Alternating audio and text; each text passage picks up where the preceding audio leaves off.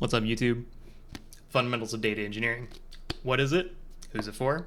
What's in it? And my review. Let's get started. So, what is this book? It is a 400-page book from July 2022, written by Matt Housley and Joe Reis, these guys right here. And basically, it describes the data engineering lifecycle, which is similar to the SDLC, but for data instead of software. So what that kind of means is that what that kind of means is that data engineering basically is the process of ingesting, transforming, and serving data that is ingested from systems and from other places like users and all kinds of different places. And then it goes through the data engineering lifecycle where it is stored and then ingested, transformed, and then eventually served. And then other systems, such as analytics workloads, machine learning workloads, and reverse ETL workloads, will then use all of the resulting data for their own systems. And that's what this book really goes into. And so it's kind of just a general overview of all of the things that go into that middle place. The data is produced from a bunch of stuff, and then eventually it's consumed by a bunch of stuff, and then kind of in the middle is where the data engineering lifecycle really is. Something else that the introductory chapters kind of go over that's pretty nice to see is they give a pretty good overview of kind of the historical progression that has brought us to what is now data engineering. And so, it starts in like the 70s and 80s where we have data warehousing, which is just, businesses start to store a bunch of their business-related data in computer systems. And this is also where we see some foundational names such as Kimball and Inman. They start doing their stuff in the 70s and 80s.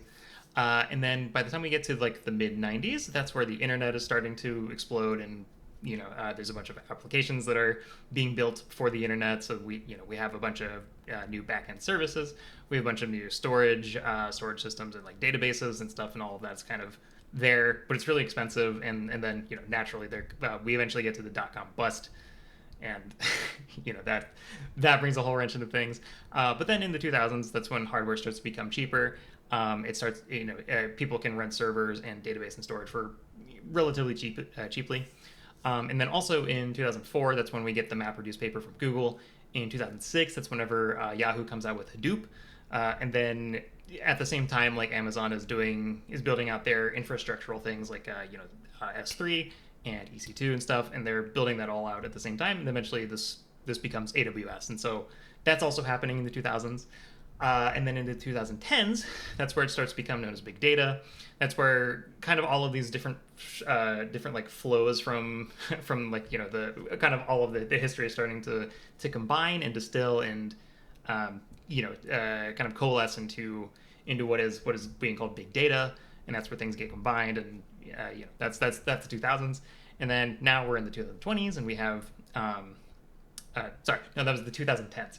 And then now we're in the 2020s, and we have the modern data stack. That term has been thrown around. We have data engineering, we have data science, which is a related function but is not the same. And that's it's a nice like little historical overview of how we got to where we are today. It's a general overview of all of those things that go into that piece in the middle. So data comes from a bunch of places like your systems and users and all kinds of other places. And then at the end of it, that data is then used and consumed by other systems for machine learning and analytics, and then reverse ETL, which is basically putting it back into the source systems. And then in the middle is where data engineering is concerned, and that's what they call the data engineering lifecycle. And then it also has like in the intro chapters, it has some good context on like how we got to what data engineering is today. In the 70s, there were a bunch of data warehouses, and that was kind of just just a bunch of database things, right? And then eventually it became in the 90s we started getting kind of more mature sort of like data storage systems, and then eventually we got Hadoop and MapReduce, and then we got Spark, and now it's it's this whole crazy thing. And so it's a really good overview of just that, all of that stuff. Who should read this book? So in my case, I was reassigned to a data engineering team a couple of years ago, and kind of wish I'd grabbed this book sooner. But yeah, I think it's good if you're in that kind of situation. Otherwise, like if you're new to working on data systems and you kind of want a structured on ramp, or if you are someone who just expects to do a lot of work with such data engineering teams, conversely, it's probably not too valuable if you're already experienced as a data engineer. If you have no interest in data engineering, probably not a book for your radar.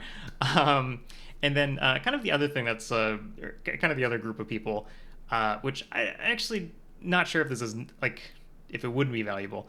But if you're looking for a deep dive on a specific aspect of data engineering, this is kind of a more general book that kind of covers like data engineering as a whole. That said, it has a lot of references to other books and resources that could be interesting. So every chapter has like at the end of it, it's just a giant list of additional resources. So if you can like find a way to like bum a copy off a friend or like find a copy in the bookstore or something, and then just like find those, that might be good. If you're just looking for like a specific thing, I'm like I really want to know about storage or something, that would be my suggestion. But also if you fall into one of the other categories of like people who would want to get this book, I'd suggest picking it up. What does it cover? So it's broadly divided into three parts. So it has kind of foundations, which is the historical context, like why we have data engineering, what its purpose is, and like kind of how we should think about data engineering.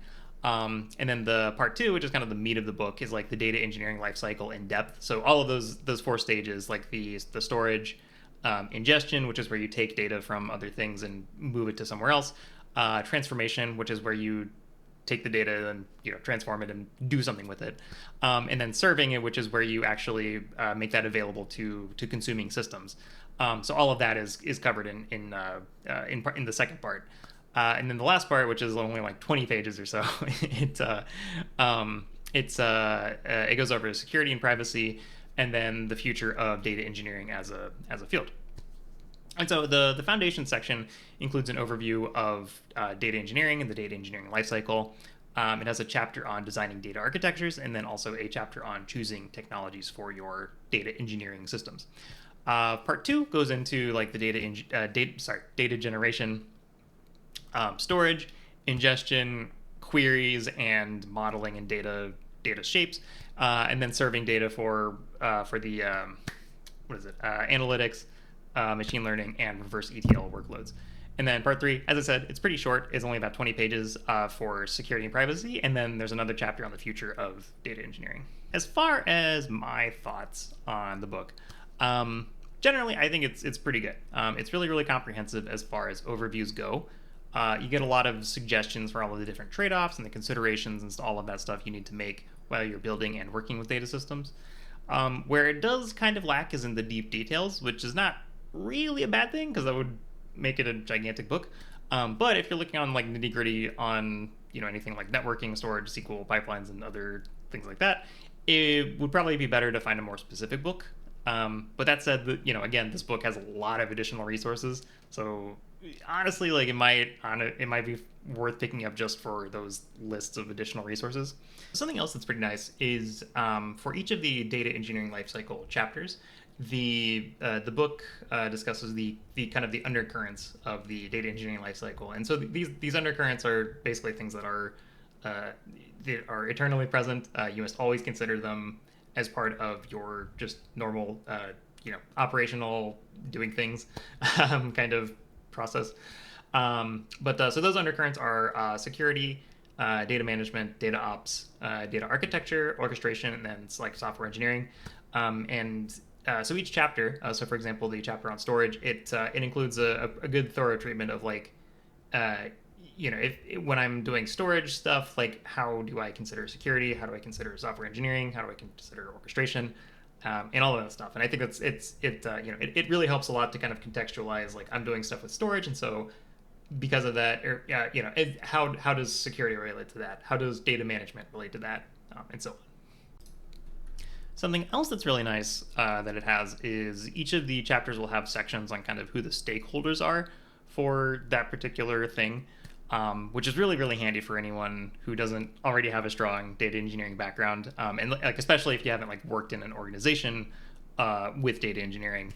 It's just kind of like good to know like what the sort of organizational interfaces that you would have to be dealing with as a data engineer are, and so it's nice that it highlights that. Another thing is it's hard to call this a weakness really, but like the book is super dense, and even though it covers a lot of ground without going too deep into any particular subject, it still covers it all very thoroughly. And it's it might be better as like a reference book than a front to back kind of read experience, if that makes sense. Another thing that's not really positive or negative, it doesn't really discuss like large language model related data engineering specifically. I think that's partly because of at the time of writing, again, it was like July 2022 is when it was released. And so, like we were still kind of, I think that was like before ChatGPT like 3 came out, and everyone was like, oh god, LLMs are crazy. That's it. I don't think it's a big deal. Like it's a lot more general than than addressing like any particular use case. And like honestly, large language model data engineering probably doesn't deviate too much from what's in the book. So to kind of summarize my experience, it helped a lot. Like I was involuntarily reassigned to this data engineering team. The last time I had worked on any like data systems at all was like 10 years ago. And 10 years ago was we like MapReduce was like the new cool thing. And now it's like ancient technology. So, I've had a lot of trouble like kind of understanding the domain as it is today.